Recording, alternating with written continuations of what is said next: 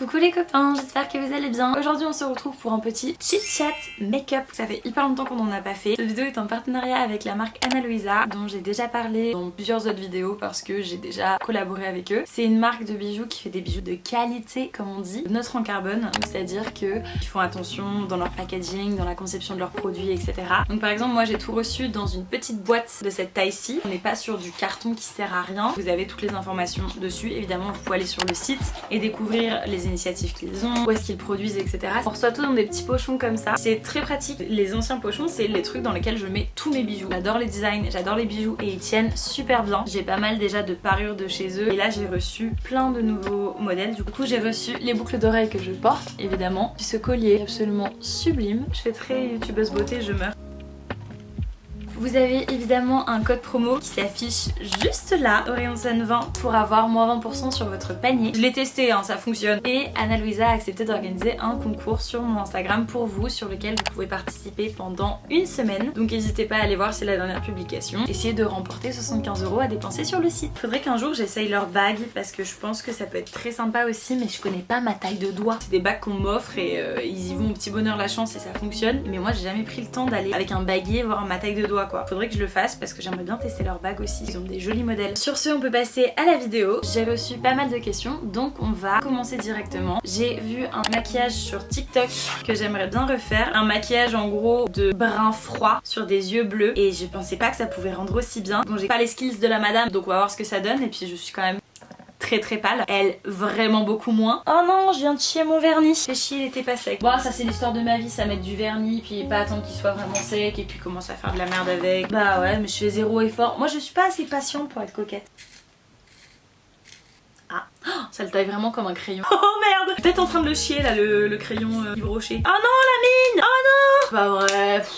Mais les galères d'école primaire quoi, j'ai 23 ans, fait chier, c'est taillé. Comme d'hab, petite chaise, petit miroir, petit bazar. Ça m'a demandé comment je vais. Ça va, en ce moment ça va même plutôt bien. J'arrive, je vais mouiller ça. Pipou, c'est bon, c'est mouillé. Écoutez, ça va plutôt bien en ce moment. C'est l'hiver donc il fait froid, donc il fait moche, mais j'ai un nouveau travail. Je suis enfin sortie du chômage. C'était une période qui était pas facile, que je m'ennuyais de ouf, je me sentais pas bien. C'est un peu une spirale où tu te lèves le matin, tu sais que tu vas rien faire de ta journée. T'as aucun rythme, t'as tes potes qui eux sont encore en cours ou alors étaient encore au travail pour certains d'entre eux. Je suis indépendante financièrement depuis la fin de mes études du coup, je paye mon loyer et tout et là j'ai trouvé un travail donc je vais même pouvoir vivre décemment donc c'est plutôt cool. J'ai suivi une thérapie ces derniers mois qui avance et qui est même bientôt terminée je pense donc je suis très fière. On en reparlera dans une vidéo si ça vous intéresse. Pour un hiver on a rarement été aussi bien parce qu'en général l'hiver je suis toujours un peu déprimée et tout. Je vais très bien, je suis heureuse de me lever le matin même s'il fait noir. Ça les gars c'est une perf. Ensuite j'ai eu plein de questions sur mon nouveau boulot du coup, sur mon premier job, mon premier CDI. Faut que je passe la période d'essai déjà. Mais pour l'instant c'est cool. Je suis chargée de communication digitale dans une agence publique. J'en dirai pas beaucoup plus parce que j'ai pas envie que l'image que j'ai sur les réseaux sociaux puisse à un moment donné atteindre la structure de manière positive ou négative. Parce que c'est un truc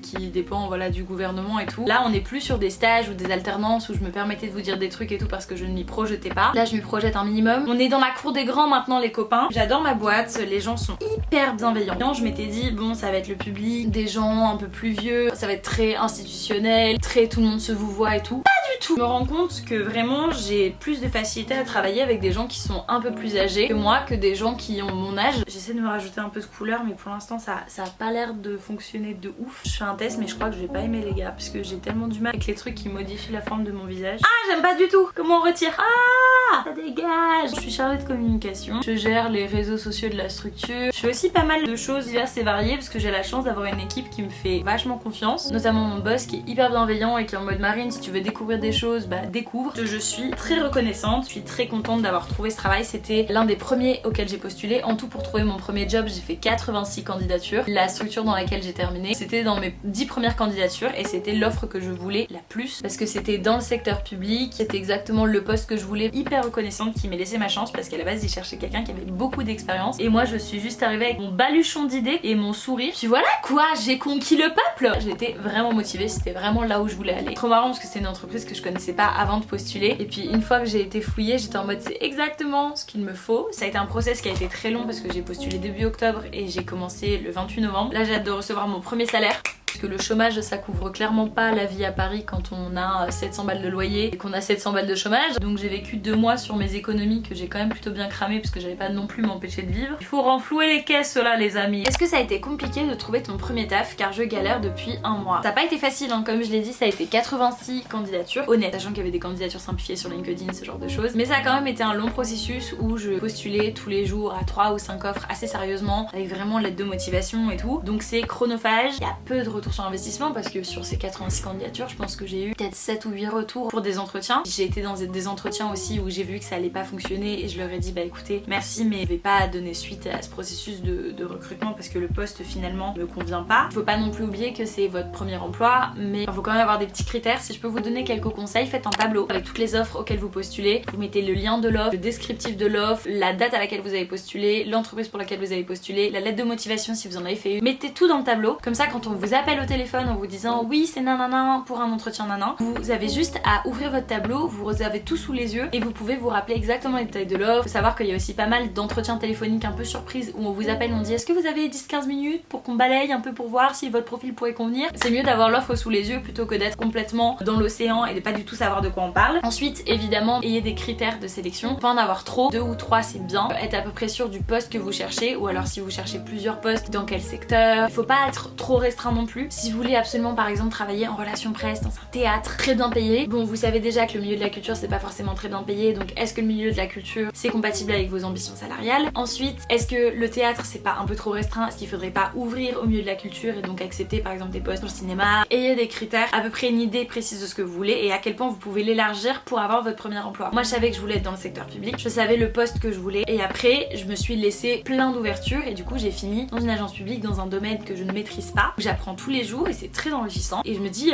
pour un premier emploi c'est génial parce que j'ai quand même mes 2 critères principaux qui sont réunis plus une paye qui est correcte, c'est pas mal quoi. Je suis vraiment très blanche les gars, qu'est-ce qui se passe là? Je sais pas ce qui se passe. Est-ce que c'est mieux là? Donc écoutez, c'était mes petits conseils pour trouver un premier emploi. J'ai galéré comme tout le monde et encore moi je suis à Paris, donc à Paris il y a quand même pas mal d'offres dans le secteur que je cherche alors que dans d'autres villes c'est plus compliqué. Armez-vous de patience, vraiment le premier emploi c'est chiant à trouver. Si vous avez fait une alternance et qu'ils vous proposent de rester, peut-être faites-vous violence même si vous voulez pas vraiment rester, mais histoire d'avoir un premier emploi et quelques lignes sur le CV en plus pour trouver ensuite un emploi qui vous convient mieux. Parce que moi par exemple du coup je me suis retrouvée 2 mois au chômage, je pensais pas que je vivrais mal le chômage, une période que j'avais choisie à la base où je m'étais dit trop bien je serai au chômage pour me reposer et en fait au bout de 2 semaines j'en pouvais plus parce que je suis une personne très active et qui souffre du fait de ne pas avoir d'emploi du temps, en fait de ne pas avoir quelque chose qui occupe principalement ses journées et j'étais démotivée pour tout, j'avais pas me motiver pour sortir de chez moi voir mes potes, je ne faisais rien de mes journées, c'était horrible. Avoir postulé et être dans cette constante attente qu'on m'appelle, qu'on m'envoie des mails, c'était horrible, c'était vraiment horrible. Et évidemment la situation s'est débloquée au moment où j'ai trouvé un CDI, il y a des gens qui m'ont contacté sur LinkedIn, oui j'ai eu ton CV par tel machin par truc, les gens avaient l'air trop cool et j'étais en mode bah ça fait 2 mois là que j'attends une opportunité, vous vous pointez maintenant.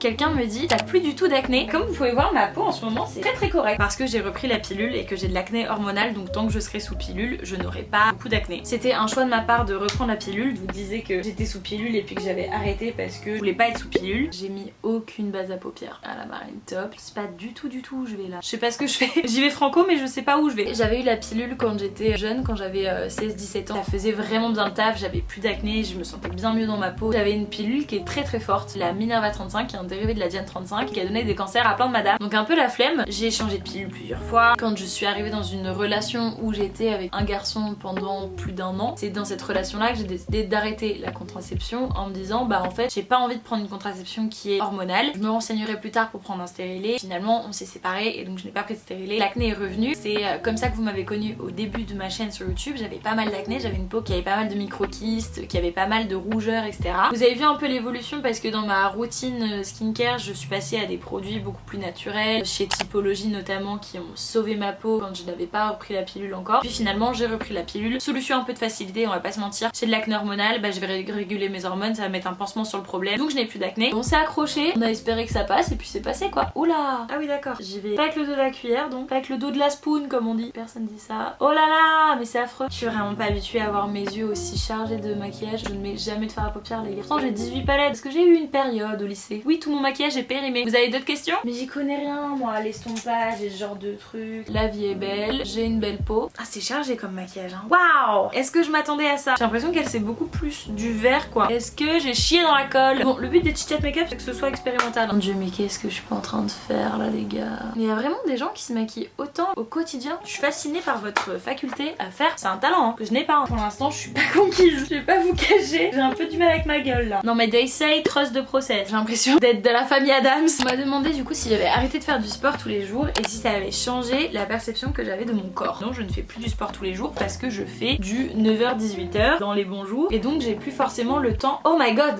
Ah, j'avais oublié le col noir dans l'œil, ce que ça donne. Date de mes années collège. Oh là là là là. Dans ma période journaliste. C'est beau quand même. Oh là là, il y a du noir. Est-ce qu'on tenterait pas le fond de... Non, Marine. Mon dieu, mais Marine, mais pas du tout. Si j'ai l'impression qu'elle a un peu fondu le liner, hein. Je suis pas capable de faire ça. J'ai très envie de le tenter. Oh, ça va être moche. Oh, j'ai très envie de le tenter quand même. Mais ça va être moche. C'est qui tout double, soit je le dead, soit je chie. Si je me chie, c'est chaud. Oh, j'ai dead, je crois. Bon, par contre, faut faire l'autre maintenant. Oh, j'ai dead. Je suis hyper excitée. J'ai jamais fondu un liner. Je vais suivre un petit peu la ligne. J'espérais que ça le fasse, quoi. Pas convaincue par ma tentative, là. Et je vais tenter d'estomper, quoi. Solution à tous les problèmes de mon existence. Oh là là, j'ai complètement oublié de répondre à la question. J'ai refait une Insanity pendant un mois. Là, j'ai fait un mois pile. Et est-ce que ça a changé quelque chose sur mon corps? Ça l'a rendu plus tonique. Maintenant, je peux faire des pompes. Enfin, je dis ça, mais d'ici 2 semaines, je peux déjà plus. Parce que si je l'entretiens pas, évidemment que mes bras vont fondre aussi rapidement qu'ils ne sont arrivés. Mais mon but, c'était d'être un peu plus tonique. Et aussi d'avoir une routine. Comme j'étais au chômage et que je ne faisais littéralement rien. Lancer ce challenge-là, ça m'a permis de me dire, bon, bah, peu importe ce que je fais de mes journées, je sais que je ferai une séance d'Insanity par jour. Et du coup, ça m'a permis d'avancer, on va dire, et de me remotiver aussi. Que ça a changé la perception de mon corps, pas du tout. Je rentre un petit peu mieux dans mes pantalons, mais voilà. J'ai vraiment du mal avec le fait de me voir autant maquillée. Est-ce que tu achètes toujours de seconde main? Ça fait longtemps que tu n'en as pas parlé. Ça fait longtemps que j'ai pas parlé de seconde main parce que ça fait longtemps que j'ai pas acheté grand chose en fait. Comme j'ai tout ce qu'il me faut, je n'achète pas si j'ai pas un besoin. Je ne vais plus trop dans les friperies, dans les vides-greniers. J'essaie vraiment d'éviter parce que sinon quand j'y vais, évidemment j'ai envie d'acheter des choses alors que je n'ai besoin de rien. J'achète toujours principalement de seconde main ou marketing comme par exemple Ana Luisa qui est une marque de bijoux qui est neutre en carbone. Je me permets de la consommer. C'est quand même de faire assez attention à ce que je consomme en général. Je consomme beaucoup de Made in France, Max Made in Europe. Les seules choses que j'achète encore vraiment entièrement neuves, c'est les chaussures. J'essaie d'aller vers des marques éthiques ou des marques qui font mieux comme Aloas par exemple. Il y a une marque qui évite de surproduire, que vous pouvez commander avant la production et comme ça leur permet d'avoir une idée de combien de chaussures ils doivent produire par modèle. Ça évite de surproduire. C'est pas mal et puis c'est Made in Europe et tout. J'ai vraiment l'impression d'être la version Halloweenesque de ma personne. Je me trouve belle hein, c'est pas le souci, mais je me vois rarement aussi maquillée. C'est dommage que je sorte pas en boîte. C'est vraiment un look que j'aimerais bien pour aller en boîte de nuit. Pour quelqu'un qui met rarement du fard à paupières, je trouve que ça va, je m'en suis pas si mal sortie que ça. J'ai vraiment l'impression c'est Wednesday Addams, c'est beaucoup.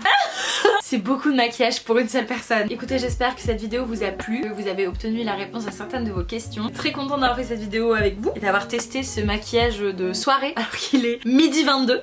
Je suis ravie. N'hésitez pas évidemment à aller voir le site d'Ana Luisa. Même ça vient de le code au rayon sun 20 évidemment si vous voulez moins 20% sur votre panier. C'est pas mal en plus pour faire des cadeaux là à Noël et tout. Il y a le lien dans la description si vous voulez aller faire vos petites recherches, voir les modèles qui vous intéressent. On se retrouve très bientôt. N'hésitez pas si vous avez aimé cette vidéo à la liker, la commenter, la partager, vous abonner à ma chaîne pour voir les prochaines. Et puis nous on se dit à très vite. Prenez soin de vous. Gros bisous.